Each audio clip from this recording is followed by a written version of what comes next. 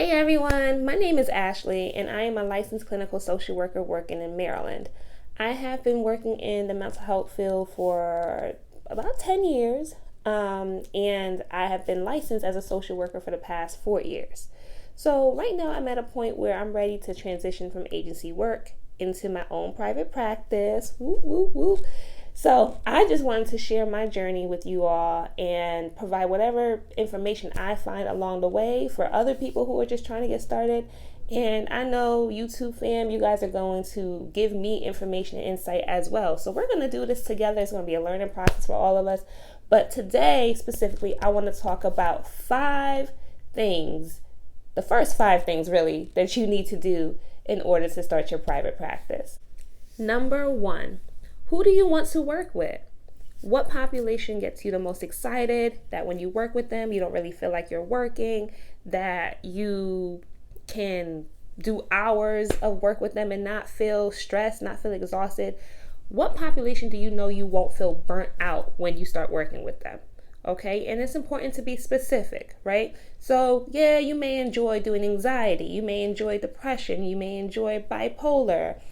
However, you can't have a practice to cover all of that, right? So you really want to be specific. You really want to niche down so that when you're networking, you tell people, oh, I specifically work with, teenage girls who self-inflict harm, right? That's very specific. So, when you're out networking and you meet different providers and you tell them, oh, I have a private practice, and you say, this is what I do, they're going to remember that. They're going to be like, Ashley does work with teenage girls who hurt themselves, right? That's pretty specific. So it's very essential and very important to niche down, be specific about your niche, and stick with it so that you can promote it, you can advertise for it, you can get it out there, and your name becomes affiliated with that population. Number 2, are you going to accept insurance, right? This is a big topic in the private practice world.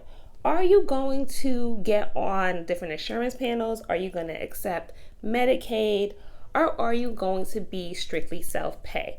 And that is something you want to figure out early on, right? Because if you decide you're going to accept insurance, then you have to start the credentialing process. And that process takes 3 to 4 months at least to get credentialed and get paneled, right? And with that being said, you have to decide which insurances you're going to accept and start the process to get paneled for each insurance separately.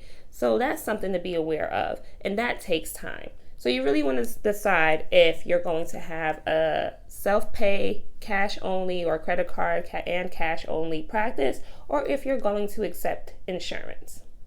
Number 3, where do you want to practice? Is it where you currently live? Or do you want to relocate? Or do you want to stay where you live and drive to the next city and have your practice?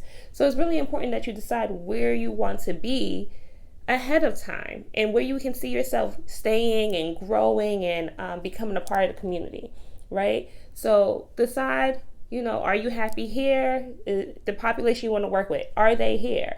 Maybe they're not. Maybe you want to work with affluent mothers who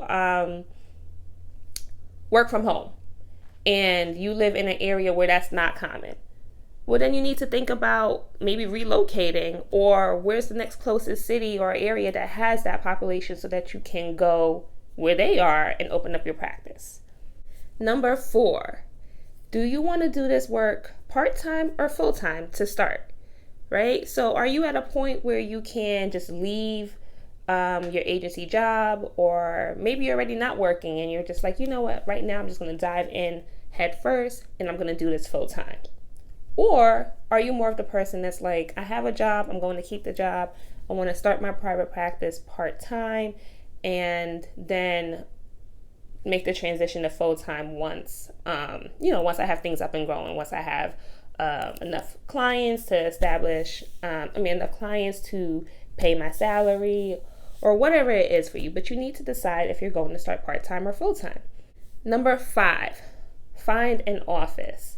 Now, it's really important that you do number 4 before number 5, because that's going to help you figure out what kind of office you need. So they have places that you can rent per hour. I saw somewhere called OSI Office, OSI Office.com. I'll link it below. But they offer like hourly rental rates for offices for pretty cheap, actually. So that may be a really good option if you're just starting out part-time, if you're just going to see a couple clients a week, and you don't really need your own specific space. Then they have places, I think it's like officespaces.com, or other places that you can rent an actual office that would be only your office and only you can use it, and you pay per month. So that, that can run you upwards to a couple hundred a month, and more. So you need to decide where you're at. If you're starting part-time, then it probably makes sense to just have the hourly rate office space, right? If you're going full-time, then you're going to probably want to have your own office that is just yours, and you can decorate it and however you want. But get creative with this, because maybe somebody who already has an office space, but they're not using it every day, or they're not using it in the evenings or on the weekends, and maybe that's where you're going to start. So, excuse me, maybe you reach out to them and see if you can work out a deal where you can use their space, right? So get creative, get out there, get pushing. We're going to do this together. Thank you so much, everyone, for watching my very first YouTube video. We made it to the end, and I'll be lying if I said I wasn't nervous. Whew. But you guys stuck through it with me, and we are here now together. But please hit that subscribe and bell button so that you will be aware of when I release new videos. And please, please, please comment below and let me know what you want to see from this channel. My thoughts for this channel is that this would be a place for all things private practice. Things you need to know to get started, things you need to know as you're continuing to grow. Questions you have, I will do whatever I can to answer them. Questions I have, you guys can probably help me out as well. So let me know what topics you want to see from me next. I'm thinking about doing something more about the credentialing process, so let me know if you'd be interested in that. Or if you guys just have questions about niching down, or deciding when's the right time to go full-time in your private practice. Or maybe you guys are interested in knowing more about my journey and what I see my private practice looking like. Thank you so much, YouTube fam. I'll see you in the next one.